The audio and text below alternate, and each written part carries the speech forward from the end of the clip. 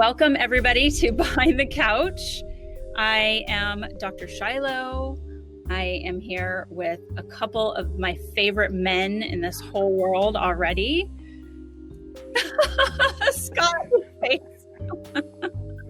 The owl did it. We can see your shirt. Hi, Scott.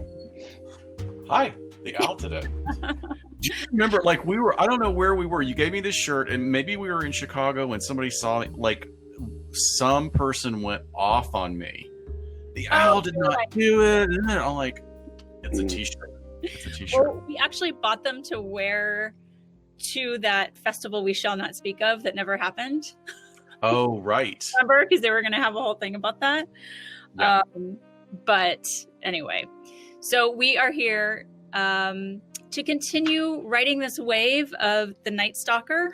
But this is going to be a very fun episode of Behind the Couch. So welcome everybody. Chat room is filling up. We're so happy to see you guys. We haven't interacted since the beginning of the year. So happy to see all of you. Scott, did you get a chance to watch the documentary? I just started it. And I'm already, I'm done with the first episode. And I'm already impressed by it because there's the way they're constructing the whole narrative is so great. All these other things, like getting to know the detectives, and you just really get a feel for what was going on at the time. It's very cool. Yes, they did not disappoint. So I blew through it. It's only 4 episodes. Love to know what you guys think. So please comment in the chat room. And I know everybody loves Detective Gil Carrillo and his wife. They're very charming characters and in real life too, from what I understand. So also, hello, Dad. How are you? I'm good. Thank you. Good. Thanks for being here. So what we're going to do today is have a few people come on, chat, really give a feel for what it was like in the summer of 1985 here in Los Angeles. I do think the documentary does a good job at it. I also want to make a quick correction to our episode, which I put in the show notes. So the book that I refer to, it's not called The Summer of Satan. That was the name of the event that I went to for the book release, but it's called Satan's Summer in the City of Angels. And this is it right here. Written by Glenn Martin, has a foreword by James Elroy. You guys should know those names if you know true crime books. So it's great depiction. Again, here's a woman holding her revolver. We were talking about the gun sales that in Los Angeles at the time. So Dad, where were you working at the time? What was going on? I had several assignments in '84. But at that particular time, I was assigned to a night detective car out of a substation. And I had just finished working, I think, the Olympics, the '84 Olympics. Right. And I had gone back to my assignment, and then I got pulled out of there to work this Night Stalker task force. And I truly thought I was going to be out there just,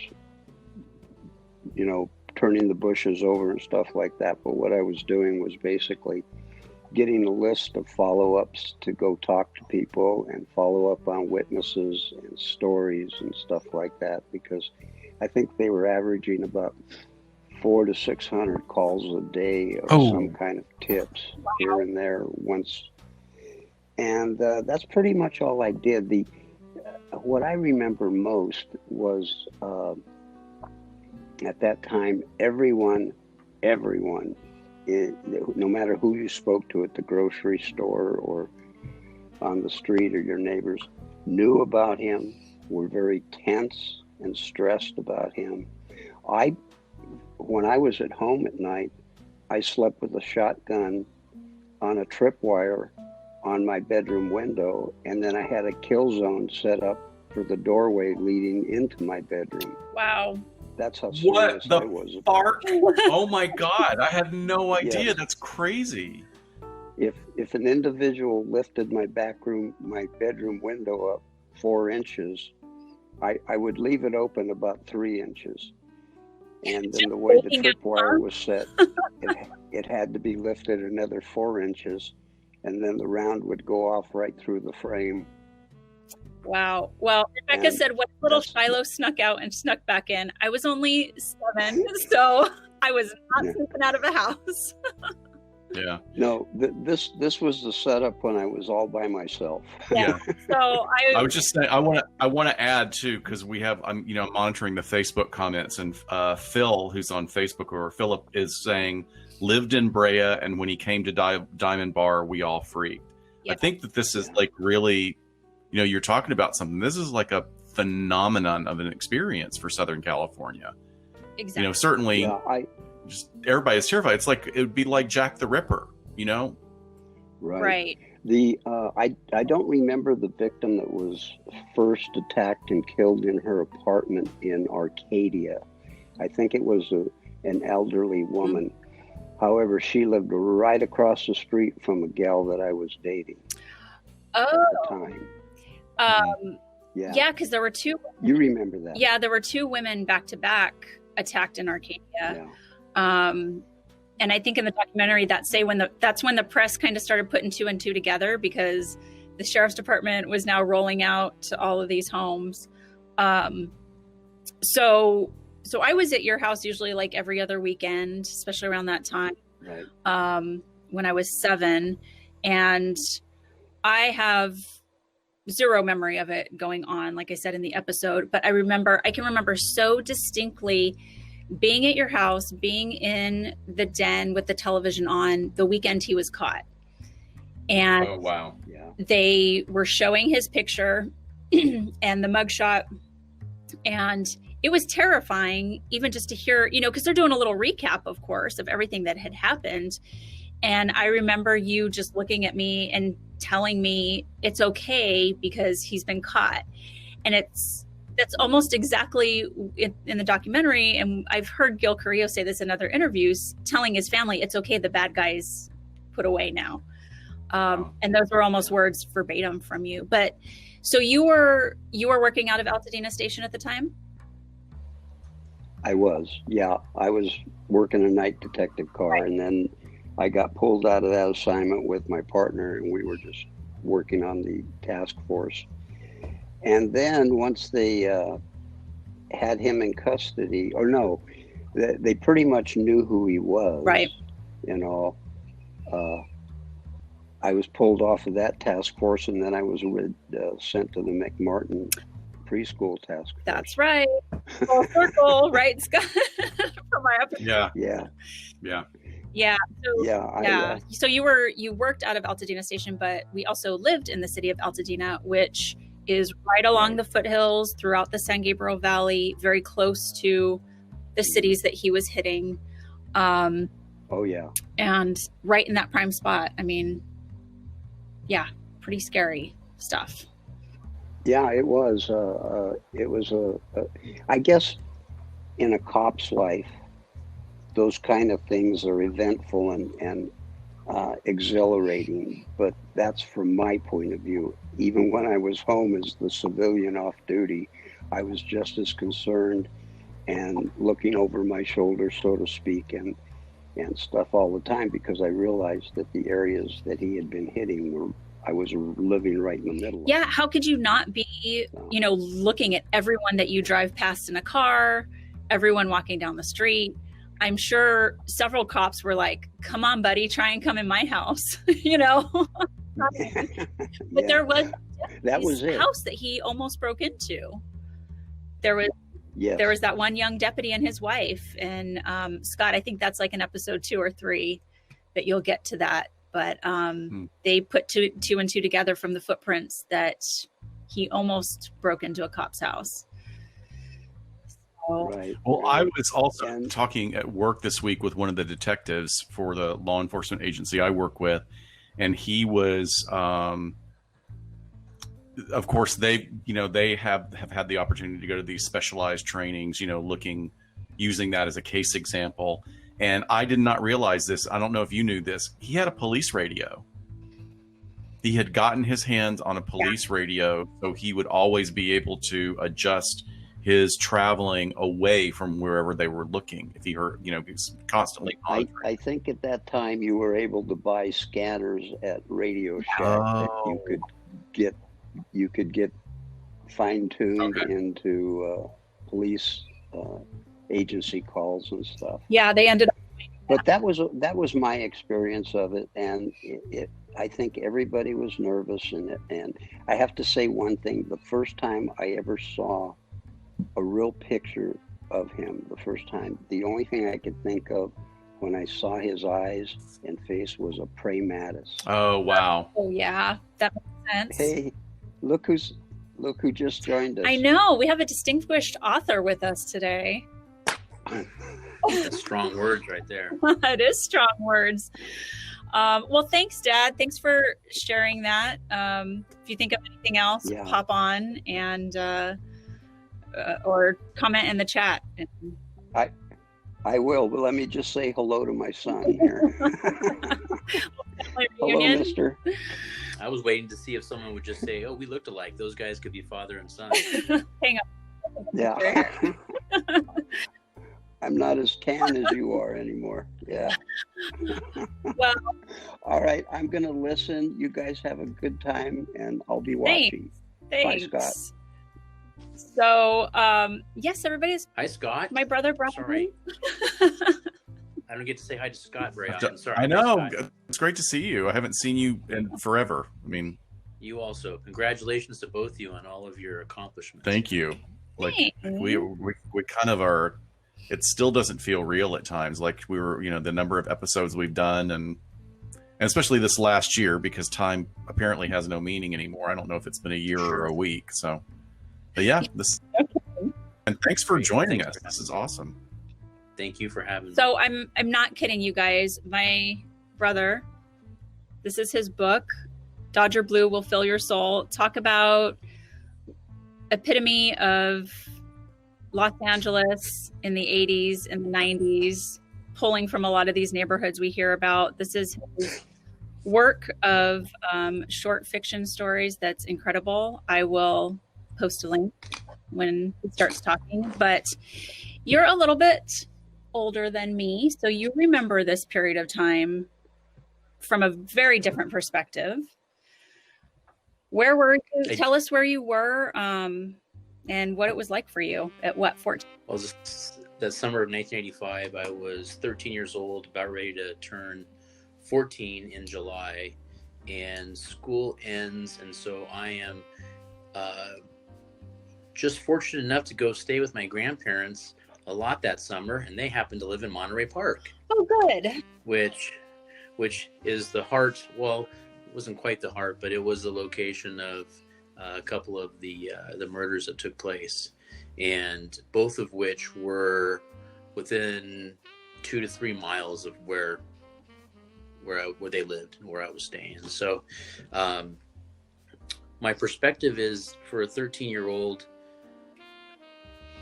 that summer is one not of crossing over through adolescence and growing up and going through all the different types of the benchmarks that you typically do as a young teen, but rather one of terror and one of just hoping that I wasn't going to be murdered. And there's a psychology behind that has always stayed with me. It's the Night Stalker is a kind of stamp in my mind. Yeah. And it hasn't gone away. And I think it's really, you guys can speak to this better, but really having to do with that age, that coming of age and the lack of, as far as how things maybe should happen, and to have this very pivotal kind of trauma taking place in the backdrop of your life, when you just want to go out at night and have fun with friends and do things that you just couldn't do. Yeah, be worry-free and kind of very egocentric, as all of us are at that age. And instead you're having to think about some really scary situations that no kid should have to think about at that age. Yeah, I remember distinctly around the house, large hibiscus that would cover the windows or between windows, but were just enormous. And many of the homes in the neighborhood, bushes were cut down to stumps. Houses were cleared out of shrubbery from the edge of the house, maybe a few feet out into the yard. So it was like this moat of just dirt. It was the year, that summer is the year that all the bars went up on the windows. So you really had this feeling of one of keeping something very evil out, but there's also this feeling looking back of being contained, being not allowed to venture out. And I think it really affected the communities. I'm so glad you bring up that particular example, Bryan, because since we're spanning an age range here between the three of us, which is very interesting, and to think about this really marks me as a tail end of the boomers. But there was a part of growing up as a teenager or a preteen that was you're hanging out on your street and you're okay until the street lights come on, and that's when you got to get back to the house. Generally, where I grew up, that was the rules. Like when the lights are on, head home. And that doesn't really happen anymore. And I think it's because of enormous events like this that just changed, it changed people's level of fear in the community. Yeah, no, absolutely. My grandmother used to work at J.C. Penney's, which was right across the street from the house no, I can't think of it. It doesn't matter. And she'd get off work late at night and she would walk home. And typically it was through an alleyway that was just, for the most part, it was never a worry, and then it became a thing where we'd get off work or she'd get off work and we would drive 2 blocks to pick her up. Everything just kind of shifted, communities coming together late at night for, birthday parties in the back of grandparents' house. Those disappeared because you didn't want to stay out late at night. Right.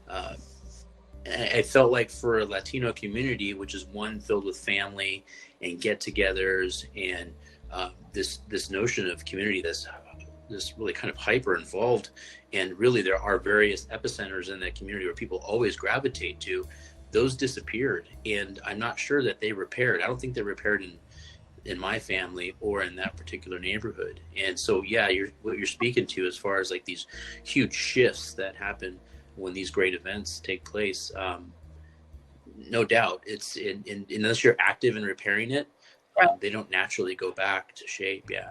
Is there anything safety wise that, kind of stuck with you long term? Like, I've heard people describe not even wanting to buy homes where the bedroom windows face the street. People who went through this at that time, locking your doors all the time. I don't know. Did anything like that stick with you above and beyond what you feel like other people who didn't grow up during that time gave no regard? So, yeah, I don't know that there's one particular thing I did. Well, like the bars were already on the windows, aside from just staring outside and watching the shadows move and wondering if it's him. I came from a very religious family as far as my grandparents. My grandmother, church every day, rosary every morning, every night.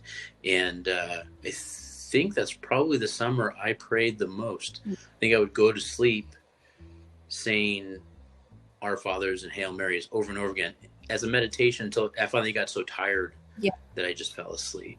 And it's amazing how that type of fear can drive you towards those things, because it certainly stuck with me too. Yeah. Wow. Such an interesting perspective from that age. And have you ever talked about this with your grandparents later on, like after he was caught? What was that like in the community? So he was caught, East LA, next to near Monterey Park. He's probably about 5 miles away from where we were. And it was just a moment of rejoice. Yeah.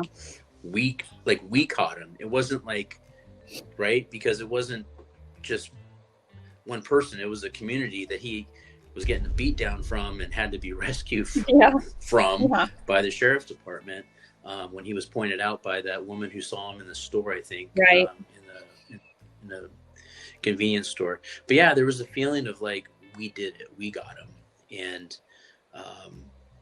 which is a certain sense of justice that I think helps repair. I think so. Right? Like, we took responsibility for this, and we're the ones who made good on all of our actions to this point. But yeah, no, it was a good moment for sure. And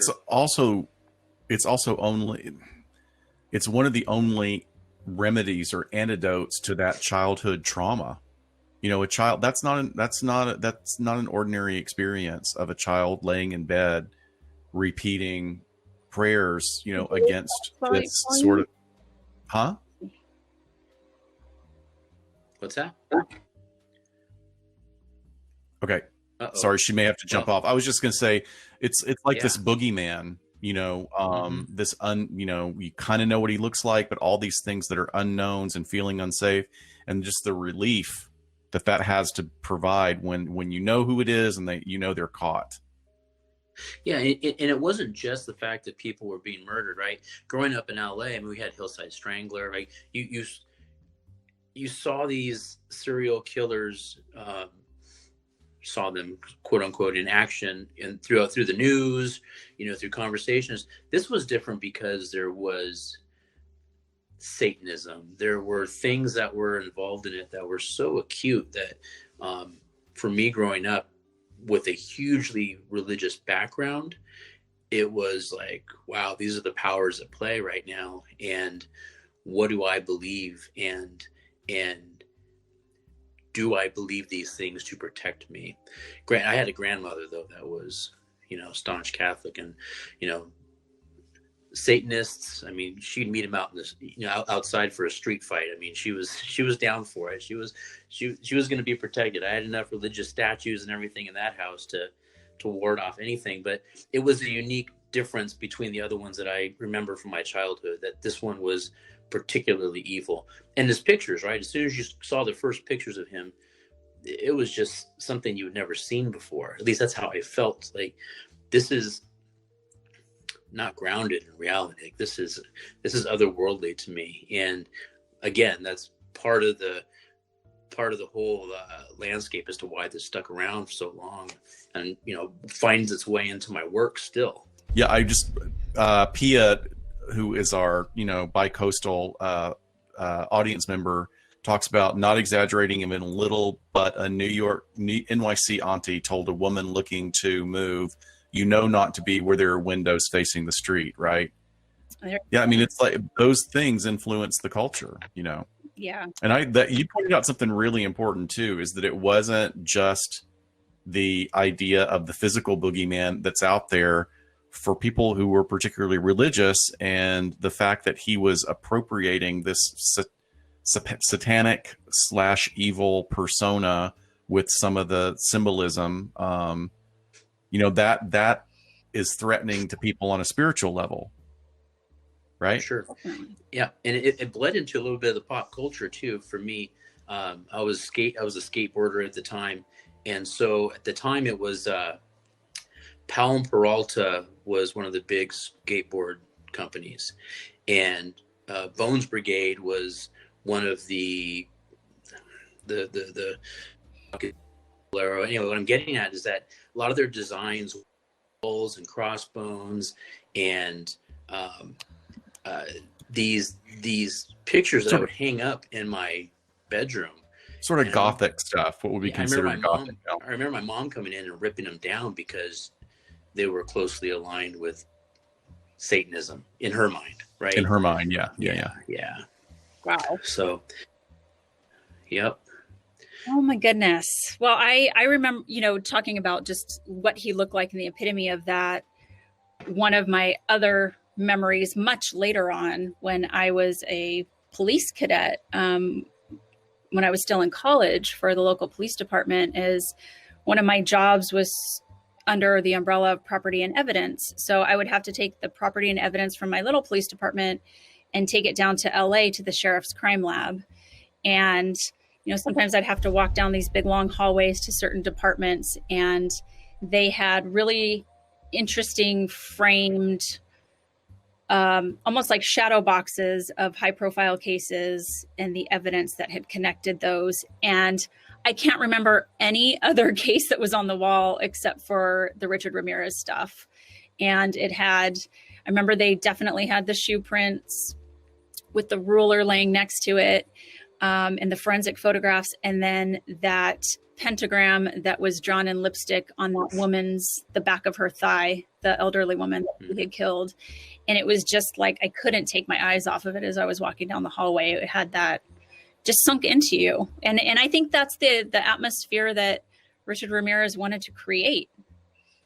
Yeah, very important point. Seems like it. Yeah. He wanted to instill fear in people, and using symbols like that were not really understood well at all. And even some of our listeners, for anybody that's listening to this and watching today, in my hypomanic sharing and during the episode, I got some facts really screwed up and sort of conflated two different organizations, which is the Church of Satan and the Satanic Church, which are two different organizations, both very much in alignment with as far as being about empowering the individual as opposed and sort of a pushback against traditional dogmatic religious beliefs.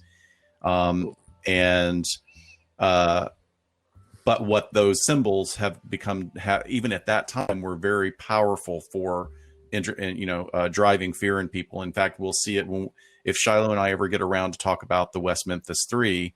Those guys' lives were ruined by a pentagram. Right. Just the symbol in the bedroom was what pushed it over the edge. Yeah, definitely. Well, thank you, Brother Bryan. We have another Bryan, John Bryan here, for sharing with us. Appreciate it. Hi, John. How are you? Thank you. All right. You can hear me okay, right? Yeah, we can hear you. Yeah, it's great. So, John, you and I first connected on Instagram when I posted a picture of the Sexual Criminal book like a long time ago. And you're like, hey, I edited a version of that. It's one of my favorite books. I don't with me. It's in my office. Great. Yeah, and I wrote the introduction. Yeah. So can you introduce yourself a little bit to our audience? And then I'd love to hear from you, just again, from an LA perspective about this time. Sure. Yeah. I was born in 1962 in LA. So I was 23 when the night Stalker was running around. I had just graduated from Cal Arts, an art school 30 miles north of LA. A Disney started school for you, Shiloh. I lived in Silver Lake in 1985, in the summer of 1985, in a second floor apartment with no air conditioning. And but fortunately, I could open my windows and not worry about anybody crawling in. And I was just starting a bookstore that was like a weird bookstore called Amok, which was like extreme right wing, extreme left wing, like the people in the White House now. But at the time, it was crazy conspiracy theory. And we had a section in our bookstore called Natos, which was Satan backwards, and a section called Mayhem that was true crime, and surrealism, all kinds of things. And I was in Silver Lake, and so I was starting that just when in 1985. And so I lived in Silver Lake, and I had my bookstore in Silver Lake on Little Hyperion. Wow, that's really cool. Right? And I photographed LA during Cal Arts, and that was the photographs that were used for the documentary, in all 4 parts. Yeah. So how many of your photographs were used in the Netflix series? I didn't count, but I think they bought 22, but I think that was about 14 or 15. Always as a punctuation mark to show how scary things are, which is nice. I mean, it's kind of an honor to have the story of 1985 shown through your artwork. This kind of I mean, I photographed LA as a noir kind of thing, so it kind of worked, I think, with the documentary. So what were you scared at the time? What was your sort of experience just living in LA at the time, aside from your art? I think I wasn't scared at all. I mean, it seemed to happen in more suburban areas like Monterey Park or Altadena or whatever. It didn't really happen in Silver Lake, as far as I know. I did think it was kind of like an indication of male, because he would shoot the guy in the head where you wouldn't even wake up, and then do horrible things to your wife or girlfriend. So there was a little bit of male anxiety at that time, of like, hell, I can't even protect my girlfriend. I lived with a girl at the time, and I was like, you know, if this guy did this, I got nothing to say about it. You know, you can't even protect yourself with a shotgun or whatever. Yeah, you were the first to get it, and very similar. So that was horrifying, you know. Yeah, I mean, we saw the same thing with the Golden State Killer, and so interesting. I still wonder about this, like, original Night Stalker name. Original Night Stalker seems kind of retroactive once we started calling ours that. I don't know, but some of the same tactics there. Yeah, I mean, I grew up with Manson and with the Hillside Stranglers and, you know, all that stuff. So it was kind of, I mean, for lack of a better term, is like kind of old hat at that point, because there has been so much carnage in LA in the 60s and 70s. Do you think that, I won't ask the question that way. I can't help but wonder, though, if the lack of a 24-hour news cycle made it a different experience. Do you, having lived very through much what you so. lived through, very much so. That you talk about the word carnage, but like after an episode, do you kind of compartmentalize it away until the next thing comes along? Was that your experience? Yeah, it was also, I mean, now everything's at such an insane pace with Twitter or whatever. I mean, you would read about the next day in the LA Times, or if you stayed up late, you'd hear it on KFWB News Radio. I mean, that was the real aspect of it. It wasn't like Twitter, like, oh my God, another person got killed, I'm freaking out. You know, it didn't have that anxiety, for me anyway, that other people had at that time. Everything was much slower then. Period, compared to now. Good point. Yeah. Well, I was also at the time starting to do a book, researching a book called Lustmord, which I eventually released, which was the writings of murderers. So I was starting to correspond with like murderers at that time, like William Bonin, who was one of the freeway killers and stuff. Yeah. And I was starting to do a documentary on Manson followers, so I was starting to hang out with Satanists myself. Doing pre-interviews and stuff, and eventually I did interview Manson in San Quentin in 1988 or 89, I think. Yeah. With the Satanists. That's crazy stuff. Our friend Chris is going to join us in a little bit, and he's corresponded with quite a few infamous people as well, and he's going to talk to us about talking to Richard Ramirez. So yeah, Chris has been commenting that he'd get along with everybody that's been popping onto our GetVokl today. I think that's definitely true. I remember when I was doing my book, I had these punks who I knew who were like, oh, you should talk to Richard Ramirez. And they were writing fan letters to him, like people that were in this band Christian Death, like Dinah Cancer, this girl, and Roz Williams, who eventually hung himself. And they thought he was cool. And I was like, he just sounds, I mean, he listened to AC/DC. He sounded so lame to me. Yeah. And you know what's so interesting is, I love that that's the marker. I love that. That's how not cool I am. But I love that you have that relative comparison. That's awesome. He wore a members only jacket. Exactly. How cool can that be, right? Even in the 80s, I was lame. And, you know, in the documentary, when they interview the woman who was the little girl that he abducted, she said that he was playing Madonna over and over again. And I thought that was so interesting, because I thought, is that his taste, or is that what he thinks a little 6-year-old girl wants to hear, you know, in some weird way? I found that so interesting. But then I was thinking, yes, of his choice of music, because, you know, AC/DC isn't like death metal satanic. Yeah, it was. I mean, I liked AC/DC, but I wasn't going around killing people. It was just silly. Madonna was really popular back then, so yeah, I just thought that was an interesting choice for him. And I put a link to John's website in the chat room, you guys, if you want to check out his works. You just released a new book of photographs, correct? Yes, some of the photos that are in the documentary Yes. is called Punk Days, and it's like photographs I took from 77 to So- 84. John, can you tell us a And, little bit about what was it that, I mean, clearly you had this fantastic idea for a bookstore going, but what was it that drove you to write that first letter to communicate with one of these killers? Like, what do you remember what you were thinking of? Well, I definitely wasn't a fan. Let me just make that clear. I was interested in insane writing, like the writings of the insane and the writings of people who are not educated and not writers per se. I was interested so I was interested mostly in writings that were letters that were, sent to the victims, or, like things that were caught in the moment of the murders, as opposed to prison writing much later. So the book Lustmord is mostly notes and diaries and things like that kind of capture the mind of a murderer. I was interested in that. And I wasn't interested in putting them on pedestals or anything like that. And there was a lot of talk in the time in my art world circles of murder as an expression of free will, and like what the surrealists used to say about, anybody can be an artist with a gun or that kind of thing. And I thought it was kind of silly. I mean, I thought murder was very real, that most people don't cross that line. And I wanted to get into the mind of that. Sounds like easy for someone to take a position like that when they haven't had that experience, or they haven't lived thing or experienced that kind of tragedy.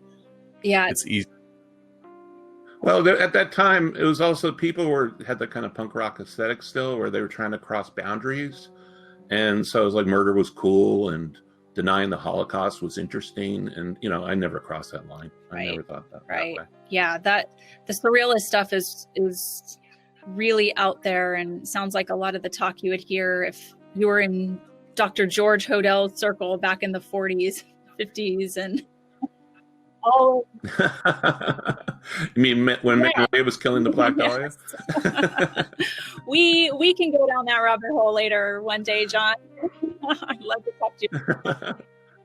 I also want to say I had dinner with Anton LaVey later, like in '88 or so, in his Black House in San Francisco. What a fascinating character! It was one of the most interesting nights of my entire life. It was pretty great.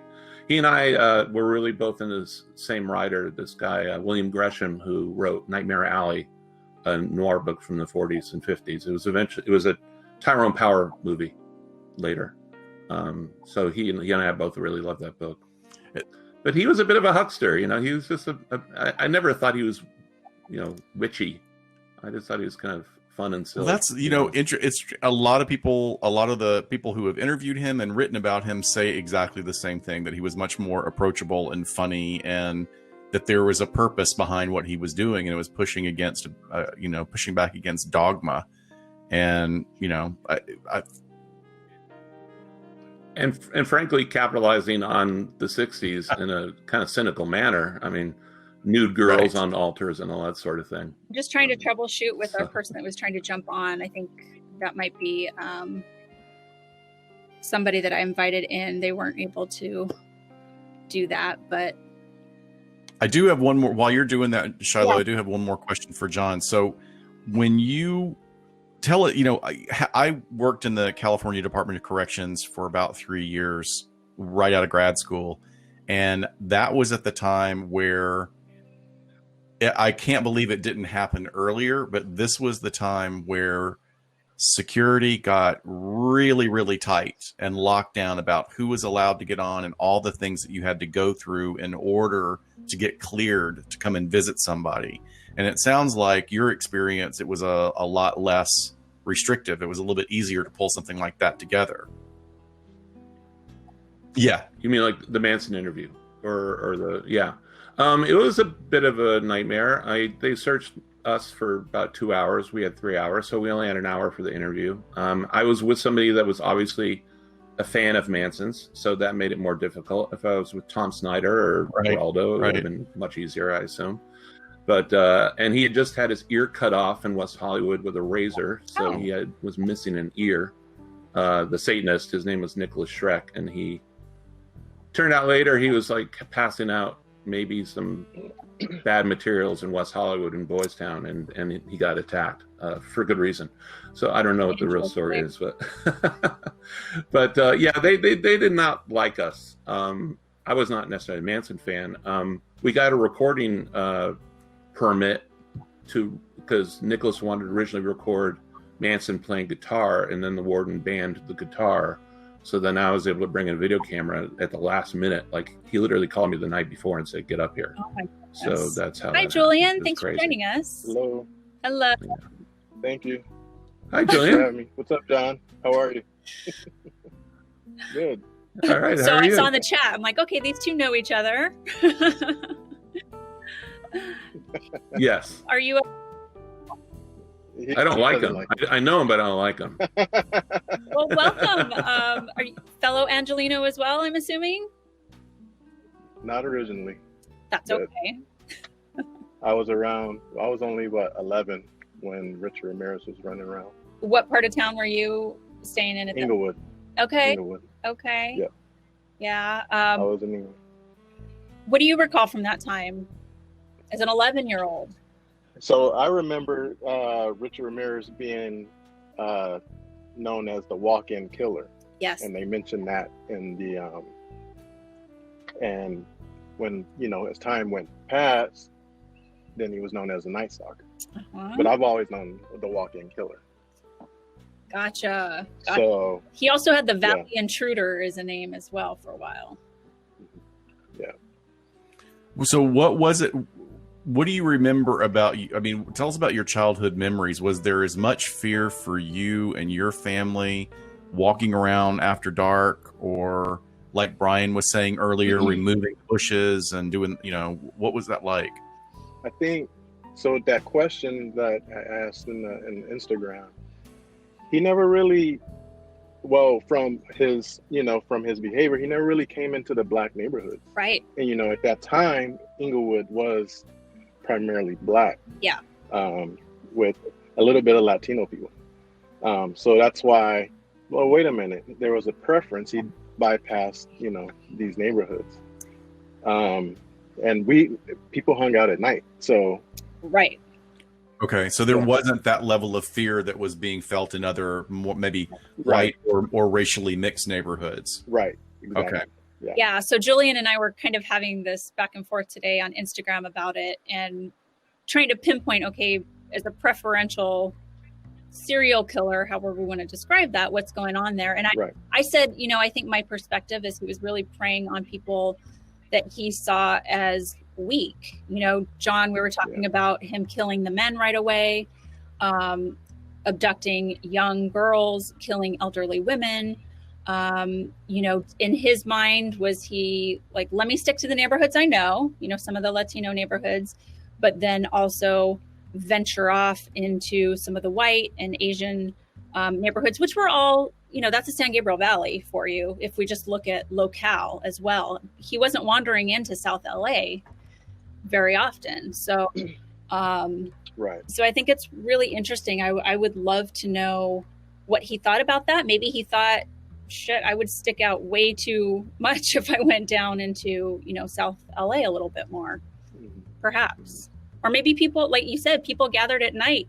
Maybe he's like, no. I mean, people were out at night. People sleeping. There was there was no internet, so no Facebook or anything. So kids are out, adults are out. Especially summer. Yeah. Right. Very interesting perspective. Gosh. I grew up in Westchester, right next to Inglewood, and I didn't wander over to Inglewood in the middle of the night either. So, if I had a blue car, I would have gotten shot. So. Yeah. There was a little bit of a gang war going over there at the time. Well, too, and so. South LA had its own versions of serial killers in the 70s, 80s, and 90s, and people stayed geographical. I remember when Sin Q got burned up too in the 70s when, as a kid, when the SLA burned up in that house. Yes, definitely. We probably have some people on. That was not that far from Westchester, so it was pretty. Like Patty Hearst might be dead right next to us. Yeah, Scott and I covered that in our Stockholm Syndrome episodes. A couple of episodes we donated dedicated to that. So, well, John, thank you for jumping on. I appreciate you being responsive to my invitation. A couple more folks that are going to talk about some experiences, but it was so good to actually talk with you and meet with you and hang out with us for a little bit. Thanks. Of course. Thanks. Thank you very much. Julian, too. Bye, You're guys. welcome to stick around. Thank you. Thanks. So we have a couple people that I know we're going to talk. Uncle Scotty, not Uncle by, I promise it's not another relative of mine, but if he can jump on and grab a spot anytime. And then Chris Duet is also going to talk about communicating with Richard Ramirez. And we will go as long as we have to tonight with our time limit. We're not going to cut anybody off. So I know we usually go an hour, but we have a lot of folks here and want to hear everybody's stories. So Julian, are you a true crime fan? Actually, so my background, I work in corrections. Oh, very good. So, but in Oregon, not in California. But I work actually with probation kids here in LA. Oh. So, yeah. How cool. So I actually had with Kipling Kinkle when I was working in the youth authority in Oregon. Mm-hmm. And then he eventually left, and then I went up to work with adult, but not for so long. Wow. I was done with it. Yeah, you can only handle, Oh yeah. F this, F that. Yeah. Chris, why don't you jump on since there's a spot there, and come join the combo. Yeah. Well, thank you. Thanks. Someone was saying thank you for your service, and that's great. Thanks, Julian. So yeah, Chris. So that's why How's it going, Chris? It's going. How are you guys? Good. Are you fangirling over some of our guests today here? Hang out. Come. I am. I mean, everybody's been so interesting and stuff lately. Well, anytime. Come hang out. I'll have a big barbecue in my backyard, and we will. Oh no. Socially. Everybody is so much cooler than I am. I can't hang with these people. No, I love the spectrum of people that are chiming in and watching today and contributing, including you, Chris. But because I tell you, the thing to me that's fascinating is that we're all, especially with COVID over the past year, we're all keyboard warriors and keyboard voyeurs of these things happening around us. And maybe because of COVID, we're diving deeper into cold cases and stuff, and we're really eating up the genre. But like Bryan and Shiloh's dad were talking about, and all of our guests that lived through it, it was a cultural event at a time when things were slower, when we didn't have 24-hour access. And I mean, I don't remember any of it because I was just a dumbass on the other side of the country in college. I just didn't know any. I mean, it would pass in the news, wouldn't even think about it. Yeah. Well, so Chris, for those of you that don't know, from criminal perspective, how did you end up saying, "Hey, I'm going to write Richard Ramirez a letter"? So, all right. So I've always been into crime, and I mean that literally. When I was 8. My favorite uncle was arrested for attempted murder. He stabbed his ex-girlfriend multiple times. So from 8 till 16, I spent my weekends in a prison visiting him. So wow. I literally grew up inside a prison. So in my early teens and everything, even as a child, I watched Rescue 911 and everything and Unsolved Mysteries. And then in my teens, I got into the true crime books, and I think it was the mid 90s. Around 96, I started getting the true crime books, what was out there, Helter Skelter and whatnot. And then eventually I read all the books. I read all the textbooks, all the Brent Turvey, everything I could get my hands on. So I was like, all right, I need to go to the source. So I sent out, I think it was about a dozen letters in one day to multiple different murderers, serial killers, mass murderers. And it was, I think about maybe a month later or so, I finally got a letter back. I couldn't read who it was from. And I opened it up and look, it was from Richard Ramirez. Mm-hmm. And there's a lot of things in the letter that I didn't really understand it till later when I started to analyze it, but he was very dull, had a really dull personality, a lot of image, a lot of impression management. Yeah. He definitely had an idea of who he wanted to be. He was being his own publicist, right? Yes, very much so. He's controlling his image and his brand, to put it in today's terms. Yeah, probably more so in prison because he stood to benefit from that. Right. So I think he played it up even more. But he would ask me, so part of it was pretty informal and boring, casual. What kind of music do you like? I like heavy metal, like AC/DC. And I immediately thought of him wearing an AC/DC hat when he killed people. And he asked me what kind of cars I liked. And of course he liked, I think he said a Corvette was his favorite car, or something, muscle car or something like that. And then he asked me to go to the beach and take pictures of women and send them to him, which I think that is a major thing that people skip over when they talk about his crimes and stuff, is an element of voyeurism. And I think that really, really stood out to me. And yeah, I think that got ingrained very early when he was going and peeping with his brother-in-law. Right. Yeah. But so what year was it that you were corresponding with him? 2009. Oh, okay. Okay. And there's another thing that it didn't stand out to me at the time. Of course, it was a strange request, but it's not unusual when you're talking to people like that. But he did ask me for pictures of petite-looking Asian women, and I think it was a year or two later that it came out, the DNA came back that his first known victim was a 9-year-old Asian girl, right. Which then that kind of gave me a funky feeling. But at the time, it really didn't. But we're making the connections because you didn't have that data to make the connection. Yeah. The association came to me immediately. But I mean, I think he was very, I mean, he couldn't help who he really was, but at the same time, he was really playing it up, I definitely think, total speculation, because obviously I don't know for sure, but I think he's a non-exclusive pedophile. And I've worked with enough people that are pedophilic, and we sort of work on, they don't always, to not offend against children, they will choose women that have, very petite,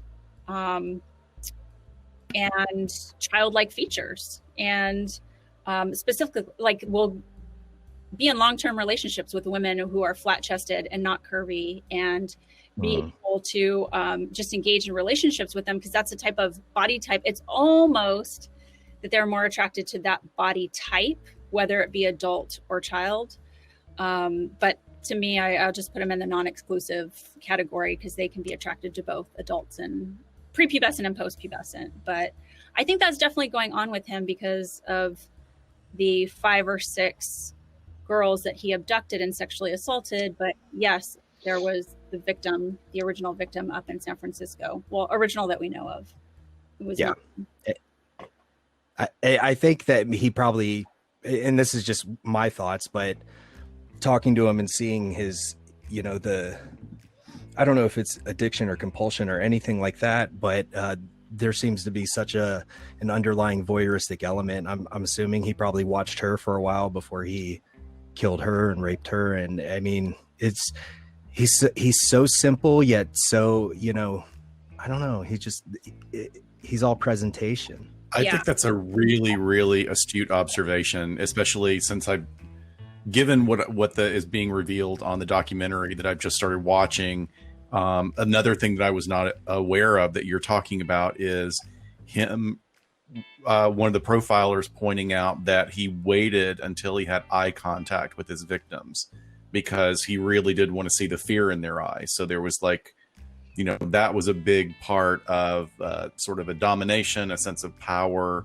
And the one of the examples of a woman that got away from him and then encountered him again, and she goes, "What are you going to do? Shoot me a second time?" And he just takes off because she's completely blown. Okay. Yeah. She's blown the attraction for him in that instant. Yeah, she confronted him. I haven't seen the documentary, but I do know that he was constantly thinking about escaping and trying to figure out ways to escape. I know that I think he tried to get a juror on one of his trials or something to help him escape, and he was somehow really manipulative in that. I think it's because he was charismatic, as bullshitty and like as see-through as he was. I think he was charismatic enough to be manipulative, and I think he was to people who were mentally ill enough, like all those women that were sitting there and, you know, dressing up for every day in court. It's funny because his wife, charming, Chris. Did you find him charming? I found him. I mean, he was he couldn't charm the pants off of anybody, but he was. Yeah, no, he definitely, you know, didn't strike me as, you know, Mr. Personality, but yeah, he could definitely hold his own in a conversation. I mean, he wasn't socially inept. Interesting. It seems like typical behaviors of a exactly. You know, all Yes. And another, and I don't know if this plays in anything, but his wife in prison, she was a former editor for, I think it was Teen Beat magazine or Tiger Beat or something. Wow. And I'm not sure if there's an association there, or I'm assuming he knew that, but I guess she was a major player for, she helped John Stamos get famous in the 80s. She was really good friends with his mother. And so, I mean, it all comes back to this, you know, this underlying things of pedophilia and voyeurism and all these things that are just leaking out of the seams, you know? Yeah, definitely. And in Scott, I know we didn't have confirmation, but in the documentary, they do confirm that he did sexually assault the 8-year-old boy, which is also, there's a lot of crossover in gender with pedophiles, because a child that's prepubescent, whether it's boy or girl, it's kind of a myth that they do have a preference. So they will offend against any, because again, like Andy's saying here in the chat room, it does go back to just body type. But yeah, there's confirmation in that in the documentary. So it was leaking out in different behavior areas for sure. So how long did you guys correspond, Chris? Not long. We exchanged a few letters, and then my mail was flooding in. I was struggling to keep up with everybody, and you know, I didn't have the time to chase people down who weren't writing me back right away. So, and I just kind of faded out. And I think honestly, he probably, you know, put me on the back burner or put me aside because he wasn't getting anything out of me. Yeah. And he totally ghosted you, Chris. I totally got ghosted by the Night Stalker. I'm not mad about it. Everything's cool. Oh my goodness. So do you have those physical letters? You know, I knew I was coming on here tonight and I looked for them. Yeah. All that stuff I literally had a bedroom full from floor to ceiling with letters and artwork and all sorts of shit they sent me and everything. And I didn't like having it around. I didn't like looking at it. I didn't want my kids asking about it or finding it or reading it. So a lot of it I got rid of. I have a small or actually a large shoebox still full of stuff, and I went through it to see if it was in there. I didn't find anything. I know I have a letter from him somewhere, at least one. So I'll keep looking. If I find it, I'll let you know. But yeah, I was just interested I couldn't find it. Like in your process. And if, you know, obviously a lot of it is phone call now. Yeah. With the court. Yeah. I do all emails and phone calls. Yeah. Now. The written correspondence. Yeah, it's kind of a slice of history, because that's the only way you could do it when you started getting interested in all of that. So that's super interesting. So you guys, please listen to Criminal Perspective to listen to Chris's wonderful voice, first of all. Got a voice for radio. And all of these interesting conversations. Well, thanks. That's really super interesting. Thank you for this has been totally awesome, and everybody's so cool to listen to. So I'm gonna go back to listening to everybody else. So, but thanks for having me. Thank you, Chris. Good to see you. Take care. All right, bye. Bye. Wow, that's a wide perspective we've had of people's stories and memories. The other guest that I had lined up was having a little trouble getting on, so we'll give them some time and see if they're able to jump on.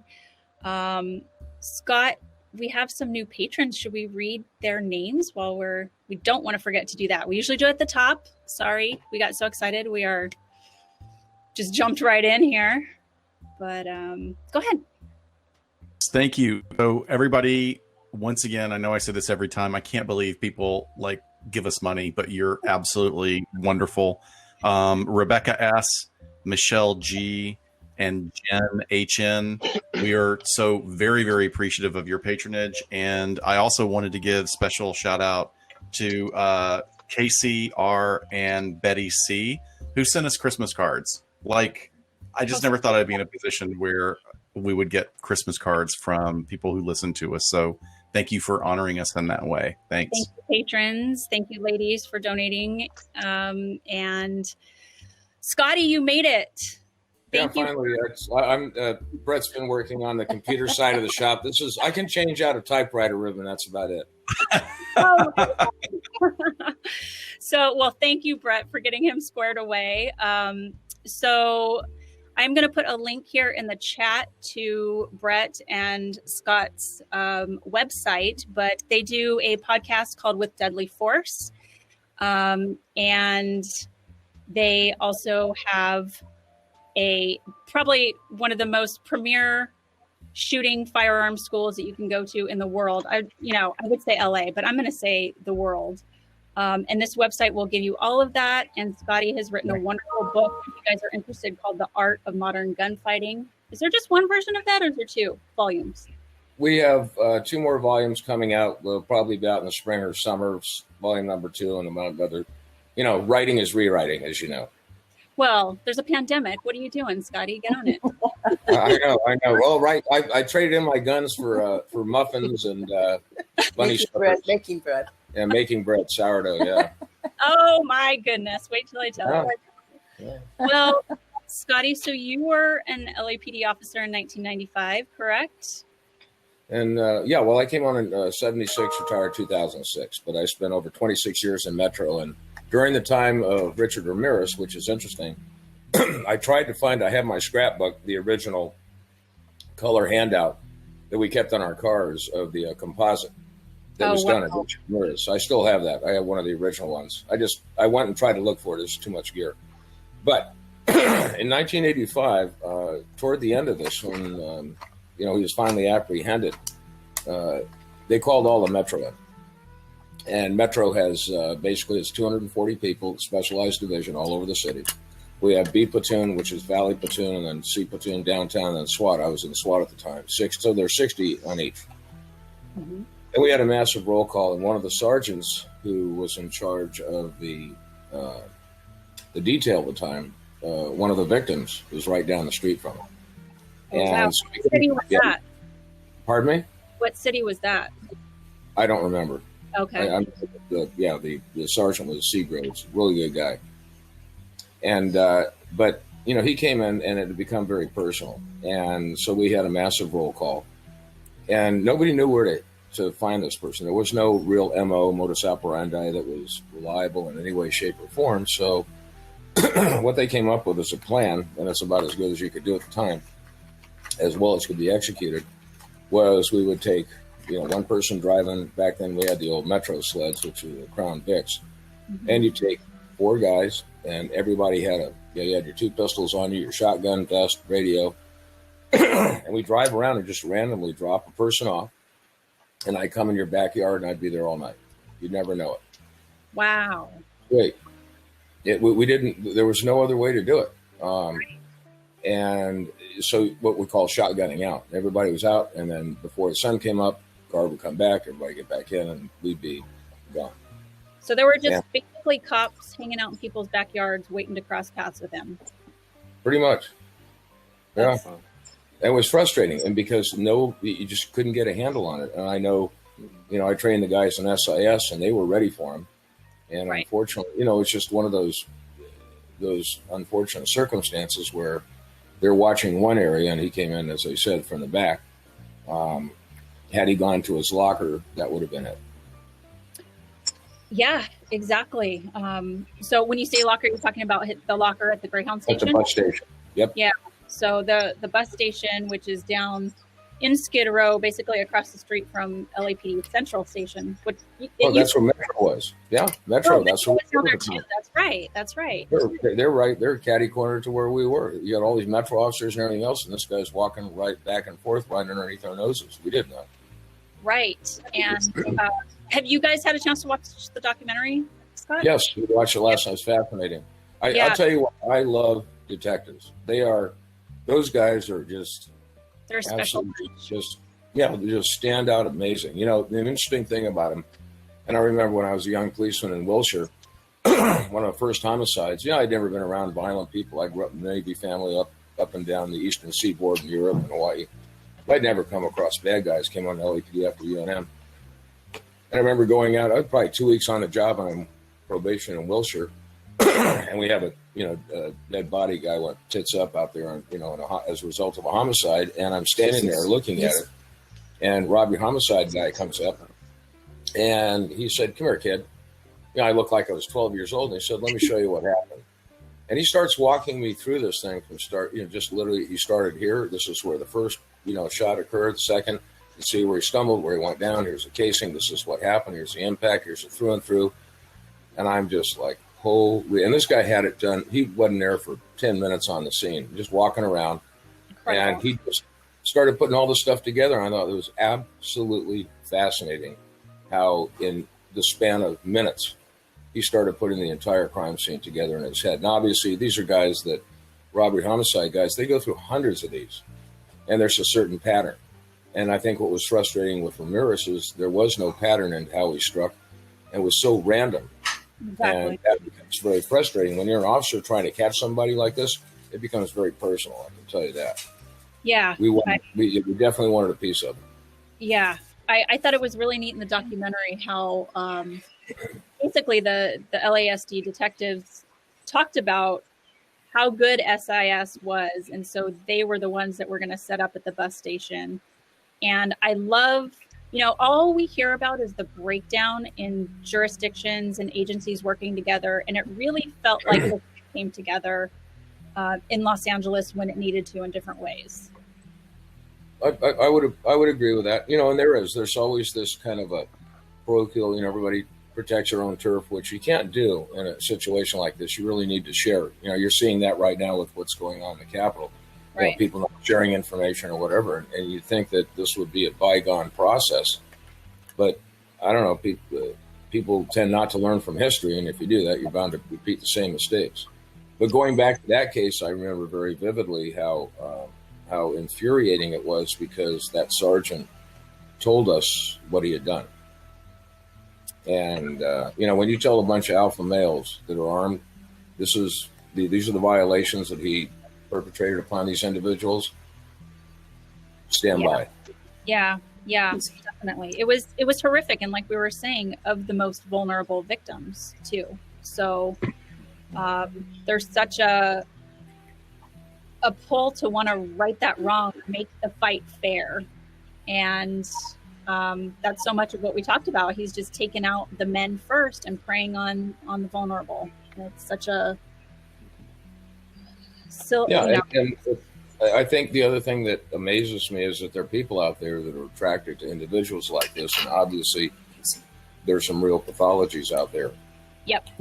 It's a name, hybristophilia. It's the attraction towards inmate.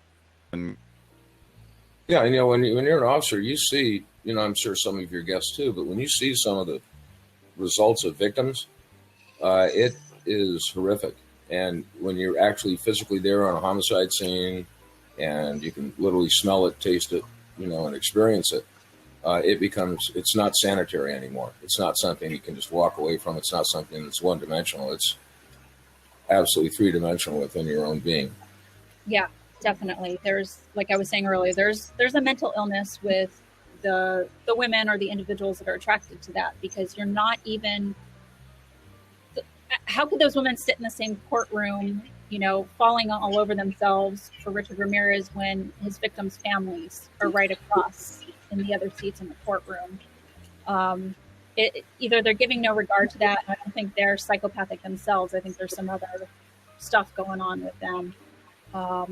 But yeah, we're so removed from the reality of the crimes and the victims and the horrific nature of it that it's just unconscionable of how anybody could be turning it into something sexy. Yeah, well, the other thing too, and I understand from a detective's standpoint, you want to get this guy in one piece so you can find out his mindset and how he works into it, and so that helps you, because you're going to have this repeated in the future. There are always going to be serial killers. I think at any one time, you individuals would know better than I do how many there are roaming around the nation, but there are quite a few, and it's the Green River Killer and so forth. And you just, I know that you need to get the background and the psychosis on these individuals and figure out some type of a pattern. But I think Richard Ramirez, there was really no pattern, and he had a horrific childhood, to be sure. Yeah, I mean, it was terrible. And, I feel, that any person that went through that is going to be affected. Yeah. And, he didn't have a chance. I mean, there were everything you could check off was there for him in what he was made into. Of course, there's still free will. Of course, there's still decision-making to be made, but